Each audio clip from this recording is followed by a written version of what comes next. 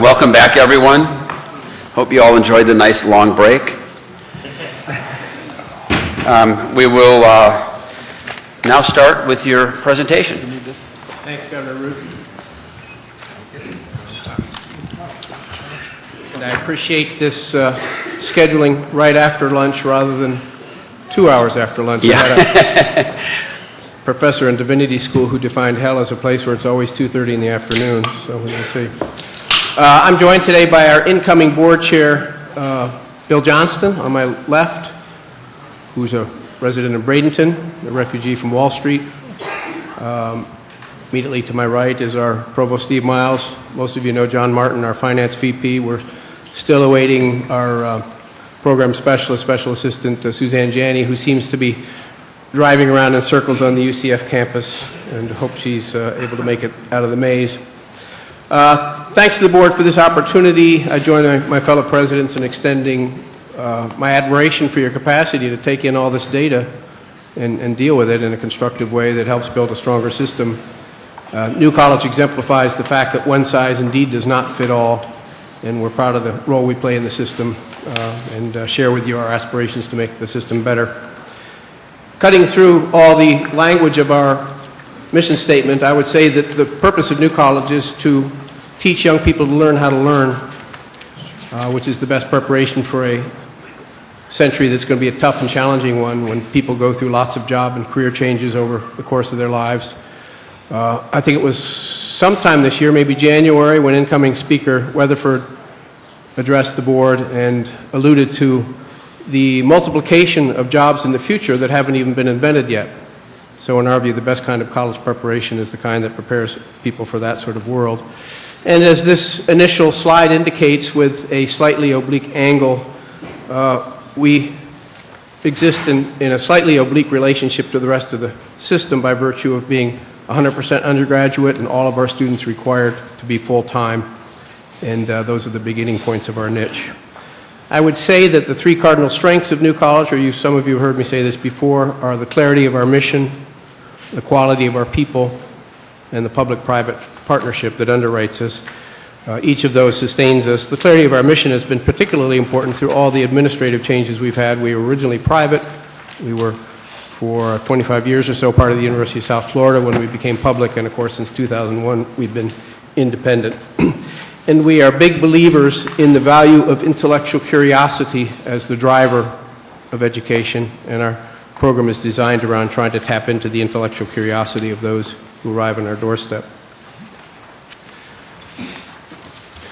New College, despite its small size, gains some attention through its appearance in national rankings. Since we are shameless about distributing this information when it comes out, you are well aware of that, and our appearance on the Today Show and other things. We're proud of the way we bring Florida's name into the setting of those discussions. We have a very high per capita production of scholarship winners, including Fulbright scholars, at which we seem to be particularly successful. I think that's a reflection of our effort to internationalize the curriculum over the years, a strategic effort going back to the mid-1990s, which has paid off in having a Fulbright be viewed as the real goal of the very strongest students on campus. I won't belabor these points other than to make two comments. I tell families and prospective students you'd be crazy to pick a college on the basis of where it is in a ranking. You need to look at what's being measured. And another point I'd make is that for fiscal year 2012, New College's E&G budget, combined general revenue, lottery, and tuition and fees, that budget was equivalent to 0.7% of the SUS's $3 billion E&G budget. So I suggest that we're getting a good return on investment, at least reputation-wise, with the regularity with which New College brings Florida's SUS into prominence in these national rankings and in other ways. We are known for academic rigor, and the National Survey of Student Engagement ranks us very highly in levels of student engagement. That NESI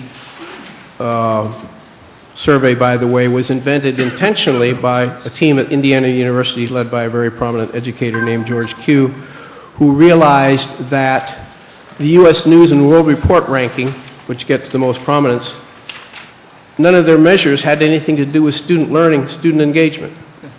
So the NESE survey was designed intentionally to be an alternative to that, and when that started getting used, New College was, we were gratified by how well we did in that. We are distinguished as well by our requirement that students demonstrate genuine mastery. This is in the form of a required senior thesis and a oral baccalaureate, an oral exam following the thesis with at least 3 faculty members present. And I think we supplement what goes on in the state first and foremost by our ability to keep in state some really bright, able students who are interested in the small liberal arts college experience. We are the only Florida school that a lot of our students have applied to. If they didn't come to New College, they'd wind up at a Davidson or an Oberlin or a Brown or a Swarthmore. So to the extent that we contribute, even with our small numbers, to keeping some really blue-chip, bright students in state, including, as we've discovered, some very, very strong math science students over the years, we're happy about the role we play, even if the numbers are small. We want to strengthen that position, be the college of choice of really bright people, continue to retain strong in-state students. We have discovered through some consulting feedback in recent years that some of what we take most pride in, such as the fact that we use a learning contract system instead of credit hours to determine progress to graduation, and the fact that we have narrative evaluations instead of letter grades. Some of these points of pride are in fact a little off-putting to our potential audience. We're not going to back off from those things. You know, first-generation bound college students, you know, might be the first in his family to go to college. That family gets a little nervous if they hear you don't give grades, because they quickly think, well, my kid will never get into graduate school to get that first job.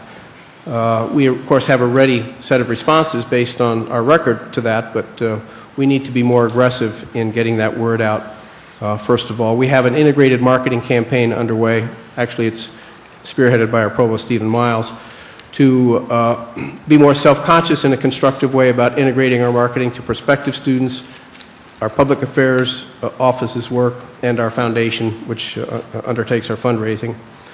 And since we've been private and then public in a way that was associated with USF and now public that's independent, we've had a bit of a checkered history in sustaining contact with our alums, our alumni body. We need to do a better job in the years ahead to keep track of all of their good professional attainments.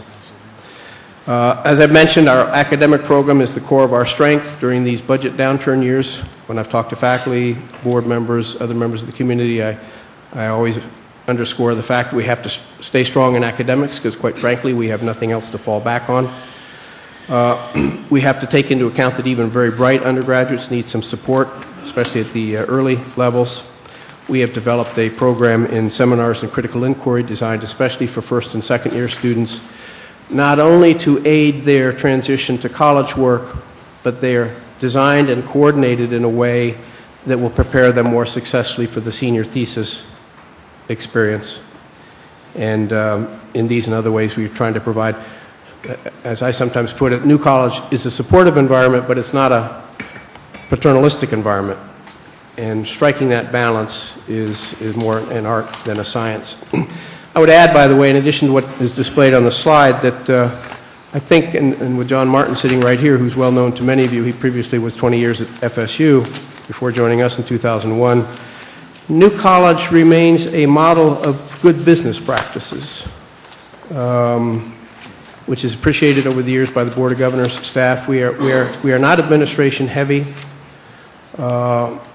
and our administrative and finance side of the house is integrated very nicely in the context of the academic mission of New College. Real credit to John Martin. And we have some real watchdogs on our board. Mr. Johnson on my left used to be head of the president of the New York Stock Exchange. He comes from a very deep business background. We have other people with strong business backgrounds, as of course the other boards do. We've had on our board 5 retired career military officers on our board. I can assure you that they are interested in running a tight ship, or whatever the appropriate metaphor is. And I've been gratified to the extent that we've been successful in doing that. Well, our strengths are academics, a strong teaching faculty, which continues to do research. If we're insisting that our students culminate their new college years doing a senior thesis, and that they do 3 independent study projects prior to that thesis, our faculty have to model the research activity that we're insisting our students undertake. It's an ongoing dialogue on the campus. What's the balance between teaching and research and assessing people for promotion and tenure and all the rest? But you certainly cannot get tenure at New College without significant research accomplishments appropriate to your field. This board had the privilege in March of meeting our incoming president, Donald O'Shea. It is a great recruit. It's a great turn of events. He's a very, very smart, energetic, warm-hearted individual who brings a fresh set of ideas at just the right moment. We've enjoyed lots of local partnerships over the years with Moat Marine Lab, Ross Camp Institute. We're part of a watershed symposium seeing to the water quality issues associated with Sarasota Bay and the Gulf Coast generally. We have many, many students infiltrating the Sarasota Manatee County Public Schools in the tutoring role. A newly opened Robert L. Taylor Center in the Newtown section of New College depends mainly on New College students for after-school tutoring. And those remain examples of our efforts as a small school to leverage ourselves a little bit through these partnerships.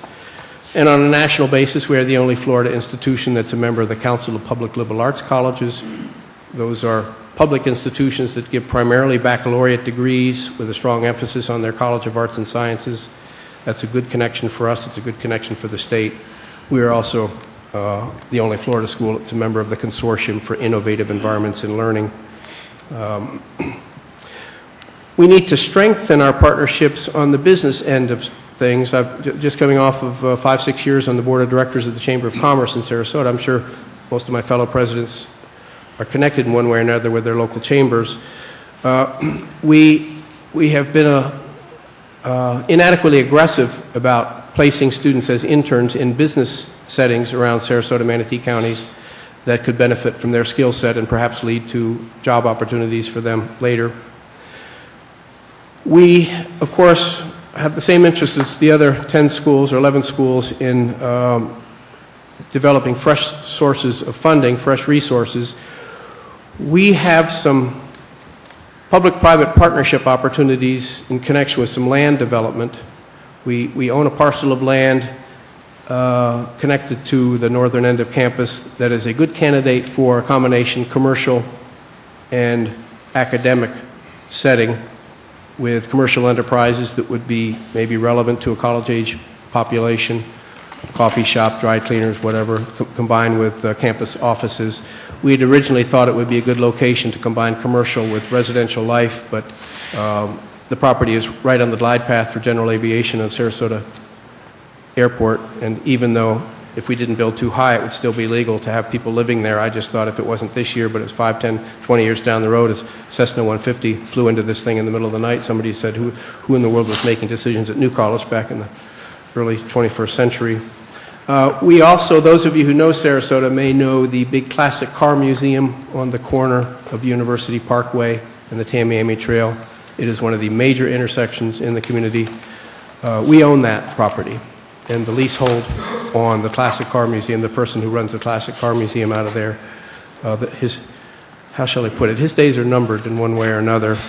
That will be an interesting opportunity to figure out what to do with that prominent piece that sort of announces the connection between New College and the wider community.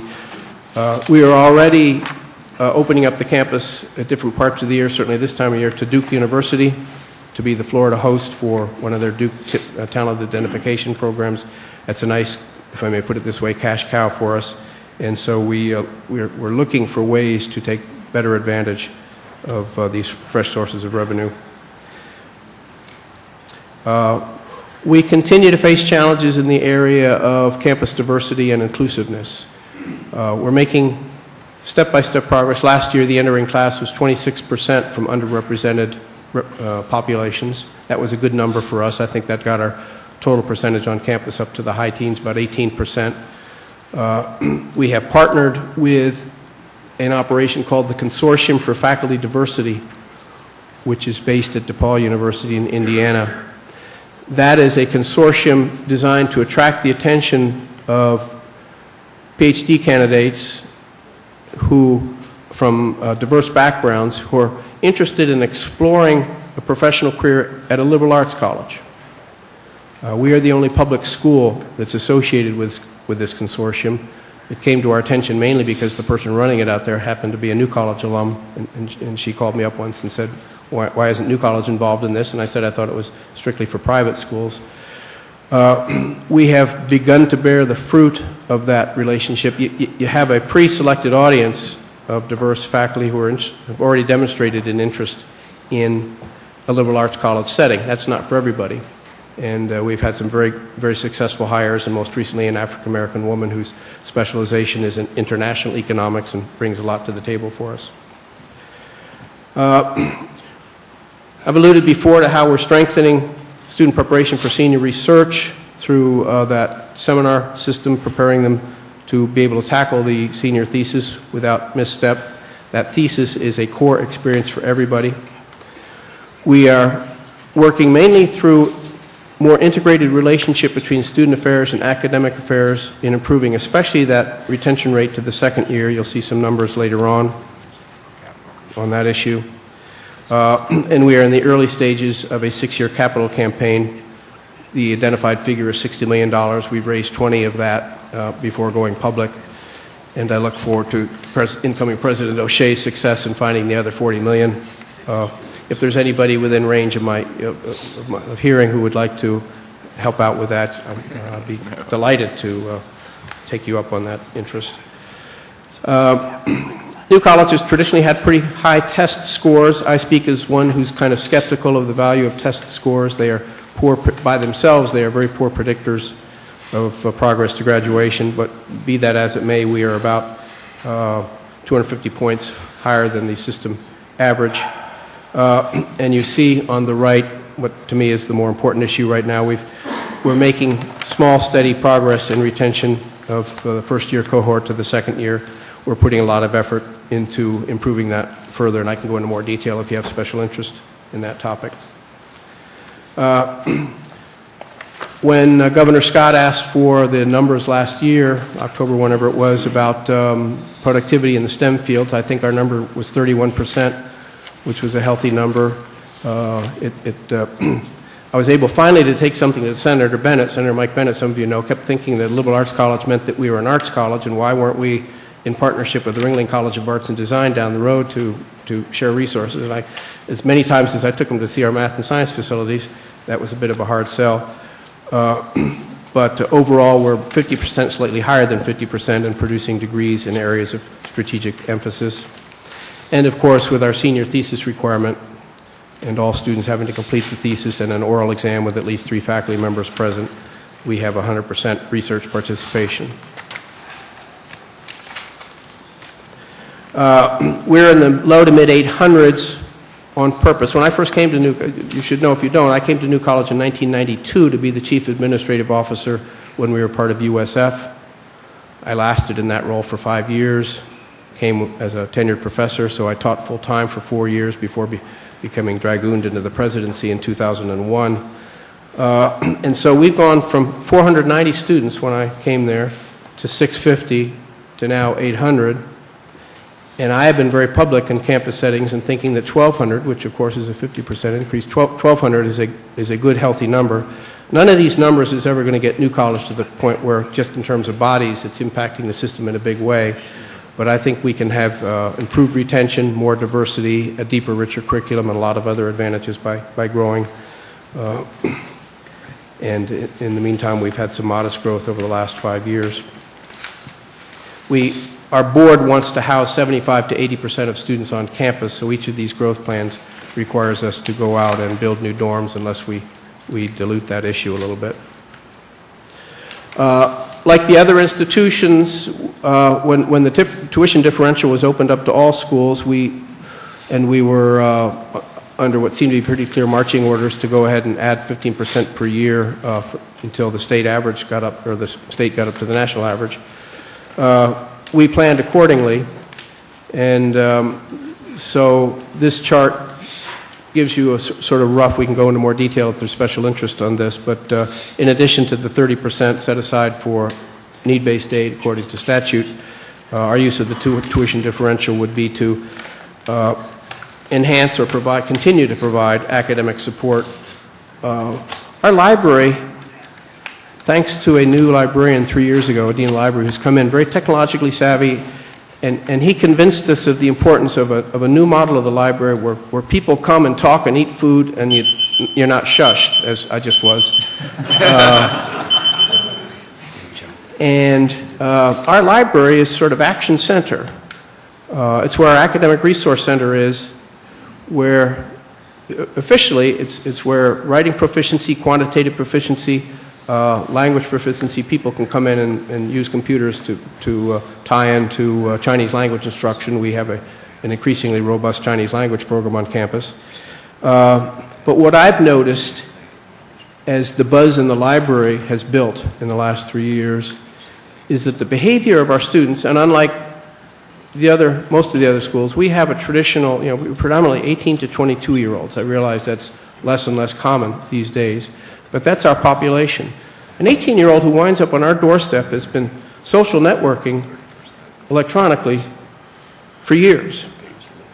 And they've got those habits of connectivity already in place.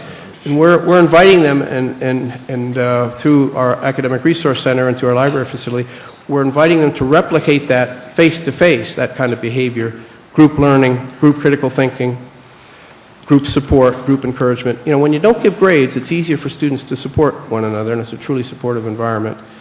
And strictly on the instruction side, the adjuncts and people we bring in fields such as marine science, gender studies, we're in the third year now of having a well-known author, Bell Hooks, if that name is known to any of you. She's in her third year working at New College, helping us with both our diversity initiatives and our gender studies program. What you can see on the left is that our cost per credit hour is actually the lowest in the state university system. And what you can see on the right is our projections based on assuming the differential, or our full 15%. Our board voted unanimously 13-0. All members were present. Our board voted on Saturday 13-0 to endorse the 15% increase. I should say that New College works closely with the University of South Florida, Sarasota Manatee campus to share the library, to share our campus police force, to share the bookstore, to share the operation of the Counseling and Wellness Center. And we work closely with our neighbor to the south, Florida State University, to share chiller plant capacity, to save money on campus utilities, and be a backstop if either institution has a mechanical problem. Over the 5 years of cuts, we've lost $5 million. We've made up $3 million of that in increased efficiencies. I made note of President Hitt's comment about our belts being down to about 22 inches. We have restructured a lot of administrative and academic units for reduction in operating expenses. We've saved about $200,000 a year through purchased utilities changes. When our general counsel retired, we did not replace him. We outsourced general counsel activities to a considerable savings. I could add to the list of ways in which we have tightened our belt on about a $30 million all sources budget. It's a little tough, and I can talk further about the implications of not going the full 15% on differential, but I think the point is adequately made. And then finally, with no change in the capital improvement fee for 20 years, we were eager for this. Our students were eager for this opportunity. It's a student-run committee, as you know. Michael Long, who's known to all of you, was in charge of all of this, and comes running to me excited and said, "We've agreed to a increase of $1.38." And he said, "I know what you're thinking. How in the world did you arrive at that figure? Not $1, not $1.50, not $1.38." Well, evidently the discussion went, let's go ahead and tax ourselves an additional $50 a year, and then let's figure out what number, let's back ourselves into whatever number that is. That turned out to be $1.38. you see before you some examples of really sort of including some real historic facilities on the campus that tie us back to the Ringling age, such as the 1925 Ringling Estate Mansion that's now our student-run cafe. The $350,000 generated would barely begin to address the needs we have in capital improvement trust fund needs, but that would be our starting point. Governor Rood, I think that completes my prepared remarks. I have no idea how much I've transgressed my time allotment, but I appreciate what you've given me. It cost you about 4%. We've got on this side, as you go over, it decreases. We started at 15 and it goes down. As one gentleman to another, you should have told me that. We didn't want you to see what was happening. So UF, who was the only one who's been substantially under 20 minutes, gets 16.5%. Is that correct? When you're short, it goes up. Before I ask others for comments, I wanted to mention, and I'm not even sure I told you this, but I had a couple hours in Sarasota and with nothing to do, decided to explore your campus. And first of all, it was a wonderful environment from just the overall feel and the students, and you know, you get a sense that it's a high academic environment. But I was really surprised at the condition of the physical facilities. You know, just need a repair and a lot of tremendous need for renovation. I mean, I thought that was a very good slide you put up just to show that you could see at a glimpse what some of the buildings look like. But you walk down to the waterfront and there's a lot of deferred maintenance and things. So I admire the great academic environment you've maintained in light of your financial shortfalls, but I do think at some point it will be important for us to take care of this kind of gem of the system. Thank you. I couldn't agree more. In fact, when incoming President O'Shea was named president, he was asked about his initial, what his initiatives would be. He said, we need to pump more money into landscaping. That would be the easiest way to affect campus beautification in the cheapest way. We've already had an initiative of landscaping underway, but faculty and others watch where the money flows like watchdogs, and even if they are told and understand that different colors of money can do different things, and plantings here doesn't translate into inadequate salary increases, or in our case, no salary increases.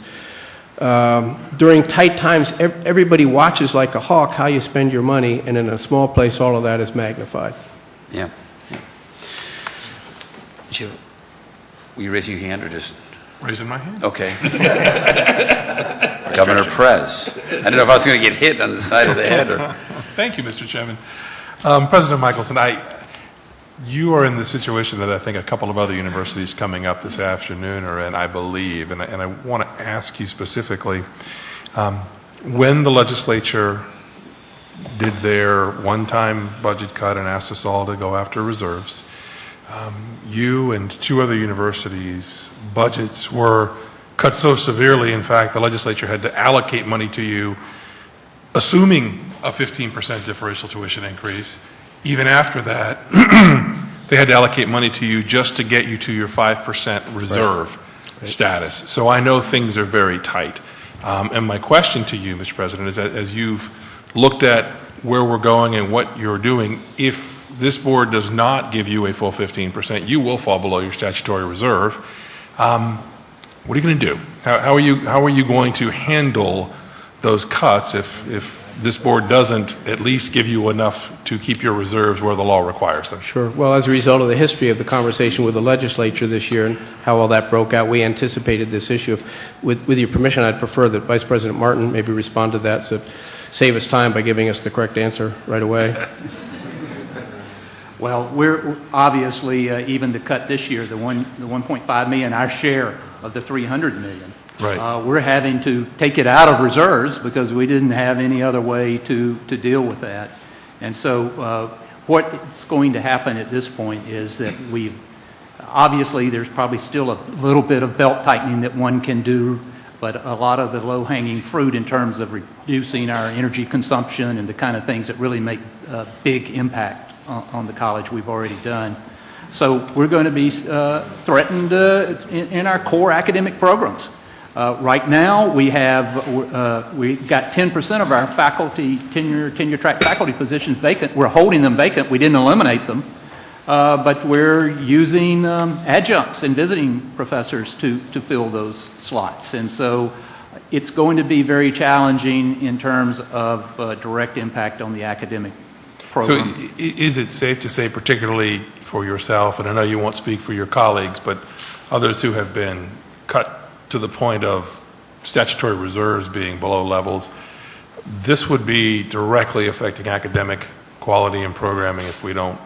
We're long past affecting academic quality because the fact that we can't replace or have chosen not to replace tenure track faculty to keep those lines vacant reduces our advising capacity to advise these bright young people from the first year to the thesis experience. It's a very advising intensive setting, and when you have faculty who can cover the courses but can't cover the advising, I mean, we've been seriously affected by that already. I'll add also that on one of the slides you saw, even with a 15% increase, which would equate dollar-wise to about $400,000 for us, we're still going to be in the hole next year about $600,000, digging our way out. I noted that slide. It troubled me. Digging our way out, and so even if we had a 15% this coming year, and if we were fortunate enough to do the same next year, finally at the end of next year we would have dug our way out of the hole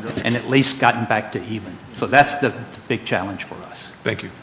If I could just amplify one comment that President Michelson made. Yes, having the tenure track faculty, tenured and tenure earning faculty is especially important for us. It's not only that we need the coverage within the discipline that our students lead to, at least to a senior thesis, and they need to be working with tenured faculty, not simply with faculty who teach a particular course. But I want to underscore the role of advising at New College. The whole character of the experience at New College is that faculty work closely with students, not only in terms of specific academic issues, but actually thinking about their future as a whole and helping that to evolve through the contract system. When we rely on adjuncts, the quality of our program is very, very adversely affected. So we've been able to kind of tide through here, but the use of tenured and tenure-earning faculty is essential for us. Okay, we have Governors Colson, Governor Yost, and Carlucci. Joe. Okay. I have a couple of quick questions. One, following up on Governor Perez's question, are you right now below the 5% statutory amount? No, we're not. We will draw down $1.5 million of that. Right now, coming into the fiscal year, we estimate about $3.8 million, and we'll draw down. We're going to spend about $1.7 million this coming year, even with a 15%. But if you didn't get the 15%, would you make it through the year without being below the 5%? We could make it through the year, but we would be right at it going into next year. Okay. President Michelson, if it was a small private of your quality, if it was a small private university of the kind of quality that you have in terms of student body, you would, many of those will be in the low 90s in first year retention rate. Correct. Is that reasonable for you to aspire to that type of retention rate? For retention from first to second year, 90% is totally reasonable. We're close enough to that right now. We track these very carefully. We track very carefully our comparisons with what we call our aspirational peers in the private sector, whom we identify according to the schools that our students are applying to. And the one figure where we're really out of whack with them, quality indicator, is in retention, well, graduation rate. Most of them are in the mid-80s and up for 6-year graduation rate. We're right about 70%. And your plan it does not have that improving significantly. The plan may not reflect the effort we're putting into it. The investment in that seminars and critical inquiry is designed to have more people be successful at the senior thesis rate, because we have a shameful number of students who don't finish because they don't finish the thesis. and they don't finish the thesis because they don't go into the experience sufficiently prepared. We had thought that 3 January independent study projects following during the first, second, third years were adequate to prepare them for the research skills necessary for the 4th year. Frankly, we've been so flexible, but I think for good reason, flexible about how students design their January independent study projects, that we've not had consistency in preparation for the research piece of the senior thesis. So the seminars in critical inquiry, which are voluntary right now, but they're becoming increasingly popular for students, and we're tracking that cohort through the system to see if that group significantly graduates at a significantly higher rate than the more general population or the rest of the population. Those seminars are designed with a lot of training for the faculty in there, a lot of protocols for how you got to run these things, to have in hand the very skill sets we know students need to define a topic, to define it closely, to make sure they don't go into the thesis thinking, oh, this is all about writing about everything I'm really interested in. No, no, no, no, that's the last thing it's about. You need much more focus. So I think the overall retention rate issue has to be viewed not only with respect to moving from first to second year, but seeing more of those people who reach the thesis experience get through. And that also interacts in complicated ways with faculty development, and different generations of faculty who view these things differently. Quite frankly, what I will charitably call the old guard at New College, they're often heard, when we appeal to them about helping with retention efforts, they say, New College is a sink or swim environment. If you're meant to get through, you'll struggle through. That's the whole point. And I say, that sounds like a policy that neither you nor I can afford.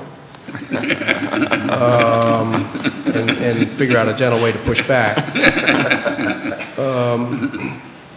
But, you know, just as we've been struggling over the years with some student affairs issues, because student affairs, for all the time we were part of the University of South Florida, was run out of University of South Florida, which, if I may put it this way, was red meat for New College students.